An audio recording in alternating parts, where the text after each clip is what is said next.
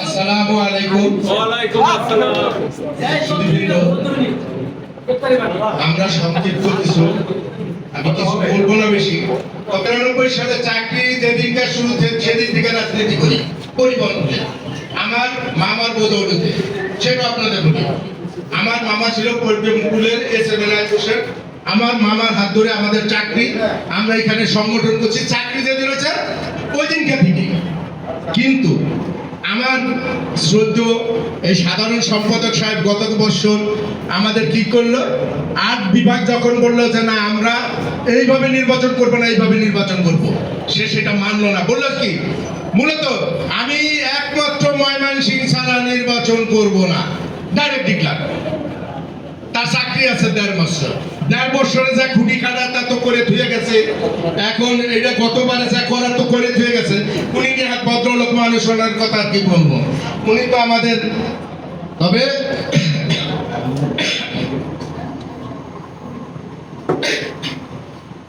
পরিবহন পুলের এখন এমন অবস্থা হয়েছে যে এটিও শাখায় যায় যদি কথা কন, বা ৩ তলায় যায় যদি কথা কন, কথা কওয়ার সুযোগ নাই। যে পদপদ যে অবস্থা হয়েছে পরিবহন পুলের, স্বপন ভাই আমি এই যে সেক্রেটারি সাহেব আমরা একসাথে সংগঠন করছি। আমি ক্যাশিয়ার ছিলাম, ওনারও ক্যাশিয়ার ছিলাম, আমি এটা স্বীকার করতে হবে। ওনার সাথে আমি কাজ করছি, আব্বাস কাজ করছে।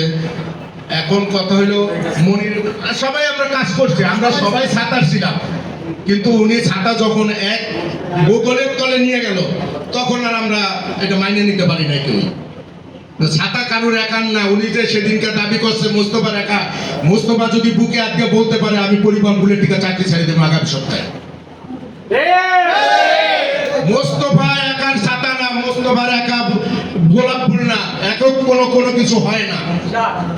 হয় আমরা আজকে গোলাপ ফুল করতেছি কি, এটা আমি বলবো যে আমি রবিউল একা, আমি আহ্বায়ক থেকে আমার হয় না, এটা কখনো হয় না।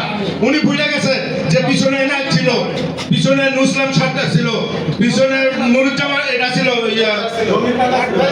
লাট ভাই ছিল, ওনার নুসলাম আর কি ওনার নাম, ওনার নর্থ বেঙ্গল বাদে ওনার লাট ভাই বলছিল, সবাই চিন্তন। ফরিদপুরের মিজান সেক্রেটারি ছিল, উনি ভুলে গেছে, খালি উনি ভুলে গেছে মোতালেব ইয়ার কথা, মোস্তফা একা ময়মনসিংহের কে ওনারে তারা আনারস করছে, ওনারে মারছে, ওনারে বেইজ্জতি করছে। আমি কথা দিলাম আমাদের এই গোলাপ ফুল যদি পাস করে আসে, ওনাকে আমরা টাচ করে বানাই রাখবো ইনশাআল্লাহ। বেইজ্জতি নয়, পরিবহন ফুলের জন্ম উনি সরকারের করছে, ওনারা জানি কেউ না করতে পারে।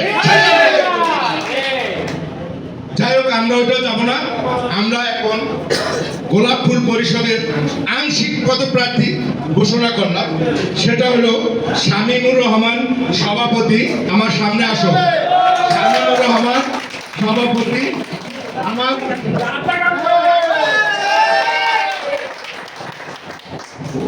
সাধারণ সম্পাদক, এটা অত্যন্ত চমৎকার পদ, এবং এই পদটার ভিতরে সবকিছু আছে। যদি আমার মামু মোতালেবের মতো উনি এককভাবে পরে আবার না কয় যে আমি গোলাপ কিন্তু আমার, এই জন্য বলছি আমার ব্যাটসম্যান দুষ্টমি কাদের প্রবীণ মিলাই আমরা গোলাপ পরিষদ দিব ইনশাআল্লাহ। আপনারা আমাদের সাথে থাকবেন এবং নির্বাচনে জয়যুক্ত করবেন। আপনাদের দেখার বিষয়টা আমাদের। এখন আপনাদের সামনে সেই কাঙ্ক্ষিত নামটা ঘোষণা করছি, জনাব মোহাম্মদ শমশের আলী, এক সাধারণ সম্পাদক। উনি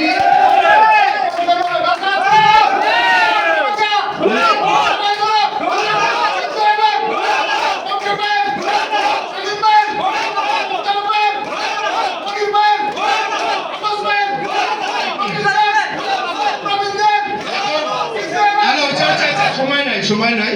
এখন আপনাদের সামনে যেটা বলতে চাচ্ছি, সবচেয়ে অনেক হয়তো চেনেন না, আমার ব্যাটসম্যান লিটল ক্লিন মানুষ, বঙ্গভবনে ডিউটি করে।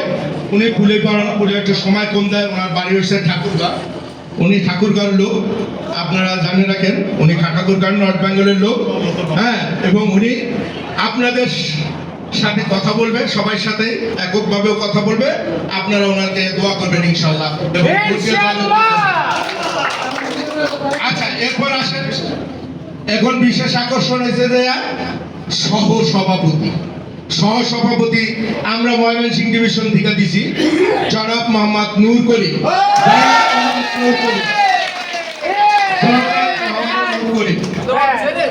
আমরা আজকে এই পর্যন্ত শেষ করলাম। এই 3 জন আংশিক প্রকাশনা ঘোষণা করলাম, বাকিগুলো আমরা পরবর্তীতে সবার সাথে যোগাযোগ করে একসাথে প্যানেল দিব ইনশাআল্লাহ।